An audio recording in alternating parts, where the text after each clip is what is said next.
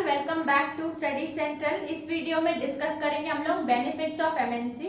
ये भी आपका 8 मार्क्स का क्वेश्चन है। इसमें आपको ऐड करके पूछ सकता है meaning of MNC and right the benefits of MNC. तो 8 मार्क्स के क्वेश्चन में आपको दो तरीके से बेनिफिट्स को डिसाइड करना है। हमें पता है कि जो एमएनसी रहती है उसकी जो होम कंट्री रहती है वो अलग कंट्री रहती है और उसके बाद वो और भी कंट्रीज में अपनी ब्रांच फैलाती है।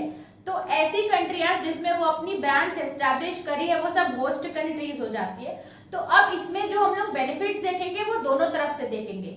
एक देखेंगे हम बेनिफिट्स टू होस्ट कंट्रीज और दूसरा देखेंगे बेनिफिट्स टू होम कंट्री। ठीक है, तो स्टार्ट करते हैं बेनिफिट्स टू होस्ट कंट्री से। होस्ट कंट्री यानी कि जहां पे उस कंपनी ने अपनी ब्रांच एस्टैब्लिश की है उसको क्या क्या बेनिफिट मिल सकते हैं एमएनसी से। तो अब आप अपने हिसाब से सोच सकते हैं कि अगर इंडस्ट्री आपके एरिया में कोई एस्टैब्लिश हो रही है या एमएनसी एस्टैब्लिश हो रही है तो आपको क्या क्या फायदे होंगे। पहली बात की एम्प्लॉयमेंट जनरेट होगी, उसके बाद लोकल प्रोडक्ट जो रहेंगे, लोकल लोगों को कस्टमर सर्विसेज यानी कि प्रोडक्ट्स अच्छे से मिलेंगे। इसके साथ साथ हमारी देश की इकोनॉमी इंक्रीज होगी, वर्किंग बढ़ेगी और भी आप ऐड कर सकते हैं कि इकोनॉमिक ग्रोथ होगा। तो अगर आप इमेजिन करोगे कि वो कैसे यहाँ पे एस्टेब्लिश होने से ऐड कर रहा है तो आप अच्छे से लिख पाओगे।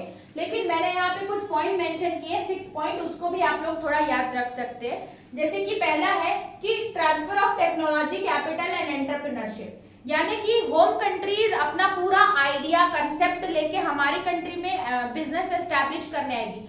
यानी कि वो अपनी टेक्नोलॉजी लेके आ रही है, कैपिटल लेके आ रही है और एंटरप्रेन्योर्स यानी कि बिजनेस लेके आ रही है। तो ये हमारे लिए फायदा है ना। तो होस्ट कंट्री को ये फायदा है कि ये सब वो अपने साथ लेके आएगी।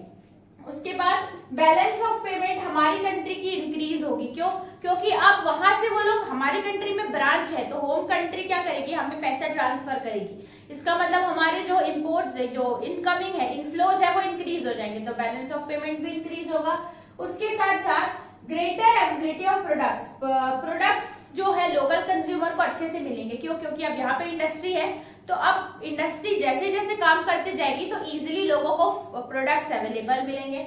और बोल सकते हैं कि वर्ल्ड इकोनॉमी के साथ हम यूनाइट होंगे। Encouragement to world economy unity एक बढ़ेगी कि सब कंट्रीज में ब्रांच है तो एक तरीके से हम बाकी कंट्रीज से भी यूनिटी बढ़ाएंगे। और अगर आप बात करें तो कंपटीशन इंक्रीज होगा। कंपटीशन जैसे कि आप एमएनसी आपके एरिया में आ गई तो बाकी कंट्रीज है वो भी अच्छे से काम करने लगेंगी। तो sense of competitive market structure establish होगा। इसके साथ साथ जो रिसोर्स है वो बोल सकते हैं बेटर यूटिलाइजेशन ऑफ रिसोर्सेस हो सकता है। फिर आता है कि लोकल जॉब अपॉर्चुनिटीज या करियर अपॉर्चुनिटीज मिल सकती है अगर एमएनसी हमारे होस्ट एरियाज में, ये सारे बेनिफिट्स हैं अगर एमएनसी वहां पे आती है। ठीक है, तो ये देखा हमने होस्ट एरियाज का। अब देखते हैं हम बेनिफिट्स टू होम कंट्रीज, जहां से ये ओरिजिन ली है होम कंट्रीज में, उसको क्या क्या बेनिफिट्स है। तो उसको भी एज इट इज सेम ही होंगे। पहली बात, एक आप और ऐड कर सकते हो क्योंकि वो ऑल ओवर कंट्री से कैपिटल लेके आएगी तो ये एक उसका बेनिफिट है होम कंट्री में। प्लस होम कंट्री की जो पहचान है वो अलग अलग कंट्रीज जाएगी तो ये भी आप उसमें ऐड कर सकते हो। उसके बाद देखो acquisition of raw material from abroad, यानी कि अब हम इजीली बाहर से रॉ मटेरियल मंगा सकते हैं। उसके बाद एक्विजिशन टेक्नोलॉजी भी हम लोग बाहर से ले रहे हैं ना, क्योंकि अब हमारी कंट्री बाहर हमारी जो कंपनी है वो बाकी कंट्रीज में काम कर रही है तो वहां का मैनेजमेंट, स्किल, लेबर, ये सब हम ले सकते हैं तो एक्विजिशन कर सकते हैं। उसके बाद export of components and finished goods. अब एक्सपोर्ट भी हो सकता है, हमारे जो भी फिनिश्ड गुड्स है वो होम कंट्री है, उनका होम कंट्री ज्यादा फेमस हो सकती है तो हमारे एक्सपोर्ट्स बढ़ जाएंगे उस कंट्रीज में क्योंकि हम रॉ मटेरियल भी भेजेंगे, सामान भी भेजेंगे। इसके साथ साथ पूरा जो प्रॉफिट है, इनफ्लो ऑफ प्रॉफिट बहुत सारी कंट्रीज से आएगा तो ओवरसीज आपको इनफ्लो ऑफ कैश प्रॉफिट मिलता रहेगा क्योंकि आपकी ही कंपनी बाकी कंट्रीज में भी काम कर रही है। फिर आप लिखेंगे जॉब करियर अपॉर्चुनिटीज भी आपकी होम कंट्री में बढ़ेगी और उसके साथ साथ जो आपके ऑपरेशन है बाकी कंट्रीज के साथ वो भी अच्छे हो जाएंगे। ऐसे ही करके आप बहुत सारे पॉइंट ऐड कर सकते हैं। मेरे हिसाब से अगर 8 मार्क्स का क्वेश्चन है तो 6 and 6 पॉइंट लिखना सफिशिएंट है।